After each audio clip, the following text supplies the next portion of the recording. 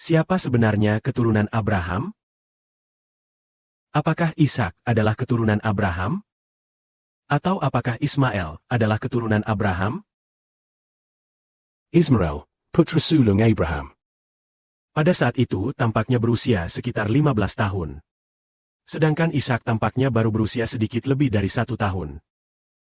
Dari segi jasmani, kedua putra ini adalah keturunan Abraham. Karena Ismail dilahirkan dari hamba sahaya Abraham. Sedangkan Ishak dilahirkan dari istri sah Abraham. Keduanya, menurut sudut pandang jasmani, memang berasal dari darah daging Abraham. Keduanya adalah keturunan Abraham. Namun di mata Allah, hal ini berbeda. Sangat menakjubkan. Pada suatu hari, Ismail mengganggu Ishak. sang kakak mengganggu adiknya.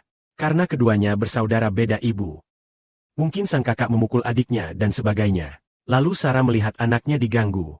Sehingga ia datang menghadap Abraham dan berkata, Usirlah hamba perempuan itu beserta anaknya. Sebab anak hamba perempuan itu tidak boleh mewarisi bersama anakku, bersama Ishak. Ketika Sarah mengatakan ini, Abraham sedikit gelisah. karena baginya, keduanya sama-sama anaknya sendiri. Seperti tangan kanan dan tangan kiri, semuanya daging dari dagingnya. Ismail adalah putra Abraham. Ishak juga putra. Ketika Sarah meminta hal ini, Abraham menjadi tidak senang. Abraham menolak. Ia berkata tidak setuju. Ismail putra sulungku. Ishak adalah putra bungsuku. Keduanya adalah anak-anakku, yang kucintai. Pada saat itulah, Allah turun tangan. Allah berkata kepada Abraham, dengarkanlah perkataan Sarah.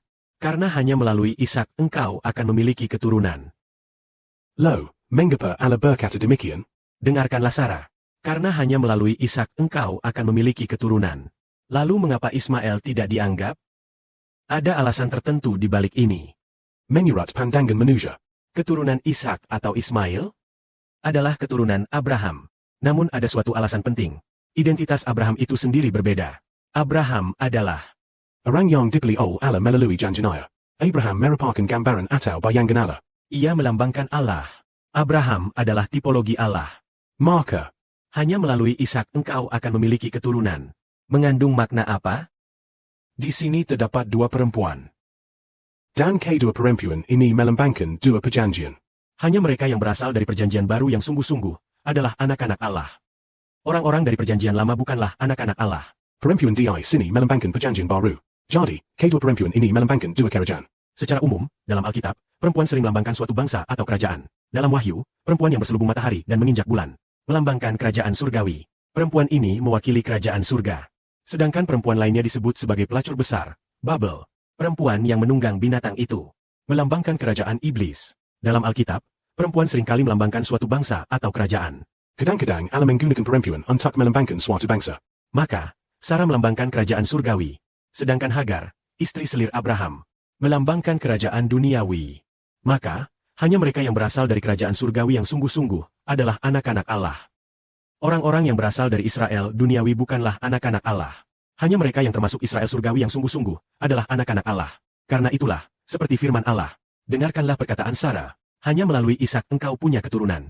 Maka, Ishak, yang dahulu melambangkan umat perjanjian lama, Kini memiliki makna yang lebih dalam, yaitu melambangkan bayi dalam kitab Wahyu.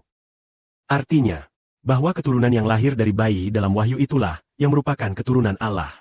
Jadi artinya, bayi dalam Wahyu dan keturunannya. masih merupakan anak-anak Allah. Lalu, siapakah bayi dalam Wahyu itu? Yaitu saudara Sibo, dan ada saudara-saudari. Maka bayi dalam Wahyu itu, apakah ia memiliki keturunan? Bayi ini disebut Bapa yang kekal. Bahkan dikatakan, namanya akan disebut penasihat ajaib, Allah yang Maha Kuasa, Bapa yang kekal. Bapa yang kekal inilah bayi dalam Wahyu tersebut. Semua manusia di bumi adalah anak-anaknya. Jadi bayi dalam Wahyu itu seperti Ishak. Ishak adalah keturunan Abraham. Demikian pula, bayi dalam Wahyu adalah keturunan Allah, bahkan anak Allah. Maka, Keturunan seorang bayi berarti anak-anak Allah. Sedangkan orang-orang Israel dalam perjanjian lama bukanlah anak-anak Allah. Ini membuat kita memahami bahwa Allah memiliki makna yang lebih dalam, hanya yang dilahirkan dari janji Allah yang merupakan anak-anak Allah. yaitu orang yang dipilih Allah, supaya menjadi anggota tubuh bayi dalam Wahyu itu, atau menjadi anak-anak bayi dalam Wahyu tersebut. Baru mereka adalah anak-anak Allah. Jika seseorang sama sekali tidak terkait dengan bayi dalam wahyu ini, maka ia bukan anak Allah dan Tuhan. Ternyata bayi dalam wahyu ini adalah anak Allah, juga anak Tuhan. Hormat dan kemuliaan bagi Bapa Surgawi dan Tuhan.